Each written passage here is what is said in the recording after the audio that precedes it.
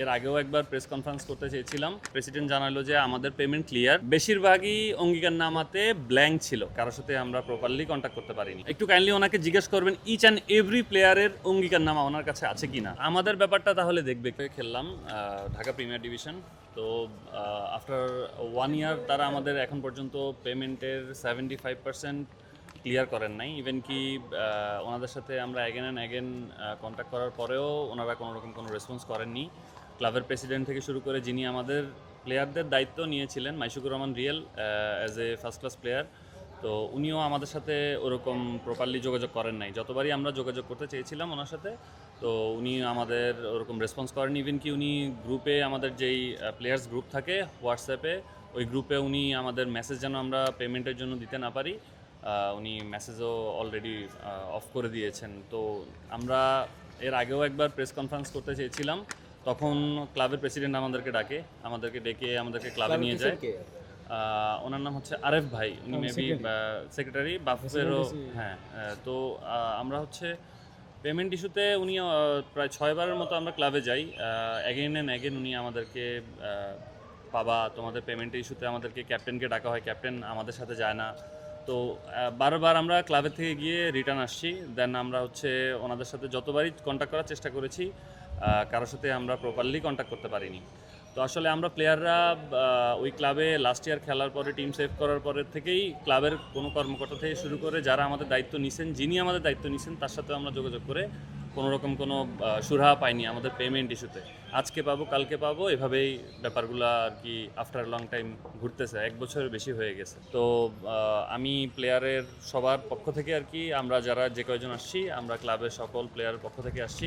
Even কি আমাদের টিমের বয় থেকে শুরু করে কোচ, ম্যানেজারও। আমরা ক্রিকেট বোর্ডের প্রেসিডেন্ট বুলবুলের কাছে যাচ্ছি, আমরা লেটার নিয়ে আসছি। আমরা ওনার বরাবর ব্যাপারটা ইনফর্ম করি, দেখি উনি আমাদেরকে কি রেজাল্ট জানান। বাংলাদেশ ক্রিকেটে এইবারই প্রথম কোনো প্লেয়ারদের কাছ থেকে অঙ্গীকারনামা নিয়ে প্লেয়ারদেরকে খেলানো হয়েছে। উনি যদি as a first class player এত বছর ধরে ক্রিকেট খেলার পরেও একটা টিম করতে এসে ফার্স্ট ক্লাস প্লেয়ারদের থেকে অঙ্গীকারনামা নিয়ে কোনো কন্ট্যাক্ট না করে, প্লেয়ারদের সাথে মৌখিক কন্ট্যাক্ট করে, কিছু প্লেয়ারদের সাথে অফিসিয়াল কন্ট্যাক্ট করে এভাবে করে টিম করে, আমার মনে হয় না, জানা নাই যে বাংলাদেশ ক্রিকেটে এরকম কোনো রাইটস আছে কি না। আর উনি যে অঙ্গীকারনামা সবাইকে প্রোভাইড করছেন, একটু কাইন্ডলি ওনাকে জিজ্ঞেস করবেন ইচ অ্যান্ড এভরি প্লেয়ারের অঙ্গীকারনামা ওনার কাছে আছে কি না। ওই টিমে 30টা প্লেয়ার খেলছে, 30টা প্লেয়ারের অঙ্গীকারনামা ওনাকে শো করতে বলবেন। আর উনি যে অঙ্গীকারনামা দিয়েছেন, বেশিরভাগই অঙ্গীকারনামাতে ব্ল্যাঙ্ক ছিল। সবার কাছ থেকে ব্ল্যাঙ্ক অঙ্গীকারনামা সাইন করছে। ইভেন কি সবার কাছ থেকে উনি সাইন করান নাই, অনেকের সাথে উনি মৌখিক কন্ট্যাক্টও করেছেন। এরকম অঙ্গীকারনামা, এই সেম অঙ্গীকারনামাটা আমরা যখন ক্লাবের কাছে দেখাই, যতটুকু জানি এই ক্লাবও এটা অ্যাকসেপ্ট করেনি এবং অ্যাকসেপ্ট করবে না।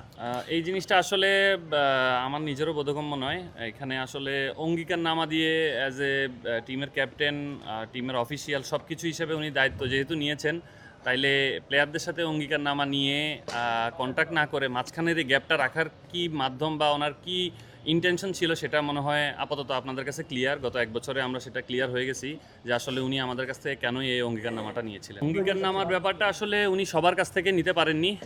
ওনার কাছে আপনারা যদি কোশ্চেন করেন, উনি এটার আনসারও দিতে পারবেন না, ইভেন প্রমাণও দিতে পারবেন না যে সবার কাছে অঙ্গীকারনামা আছে কিনা, সবার অঙ্গীকারনামা আছে কিনা। আপনারা দেখলে হয়তোবা দেখবেন যে উনি যে অঙ্গীকারনামাগুলো শেয়ার করেছে, সেখানে একজনের নামে 4টা-5টা অঙ্গীকারনামা অ্যাগেন অ্যান্ড অ্যাগেন উনি শো করেছেন।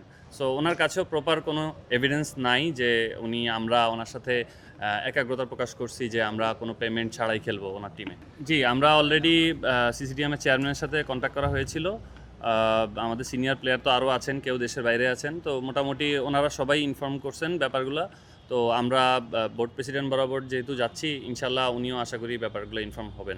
এই জায়গার একটা গ্যাপ আমরা পাইলাম। আমরা যখন ক্লাবে যাওয়ার পরে হচ্ছে ক্লাব থেকে বলা হচ্ছে, প্রেসিডেন্ট জানালো যে আমাদের পেমেন্ট ক্লিয়ার, আমরা নাকি কোনো পেমেন্ট আমাদের বাকি নেই। বাট আমরা আলটিমেটলি প্লেয়াররা যখন প্রেসিডেন্ট কাছে যাই, তখন উনি রিয়াল ভাইকে ডাকছিলেন, বাট উনি আসেননি। উনি সামনাসামনি আমাদের প্লেয়ারদের সাথে প্রেসিডেন্টের সামনে বসেননি। আর সবথেকে দুঃখের ব্যাপার হচ্ছে, আপনারা হয়তো বা কিছুদিন আগেও দেখবেন যে কাজী অনিক প্লাস আরও কয়েকজন ক্রিকেটারকে আমিনুল ভাই প্লাস হচ্ছে তারেক রহমান স্যারের মাধ্যমে হেল্প করা হয়েছে। তো ওরা আসলে ফাইন্যান্সিয়ালি ওরা খারাপ অবস্থায় থাকার কারণে ওদেরকে আসলে হেল্প করা হয়েছে, বাট আমরা অ্যাকচুয়ালি প্লেয়ার, আমরা খেলে আমাদের লিগ্যাল টাকাটার জন্য ফাইট করতেছি, বাট আমরা স্টিল নাও কোনো কোনো প্রকার কোনো হেল্প পাইনি। ব্যাপারটা আমাদের ফ্যামিলিও চলে, সো আমরাও এই দিক থেকে আমরাও ক্ষতিগ্রস্ত। সো আমাদের ব্যাপারটা তাহলে দেখবে কে, আমরা কাকে কোশ্চেন করব?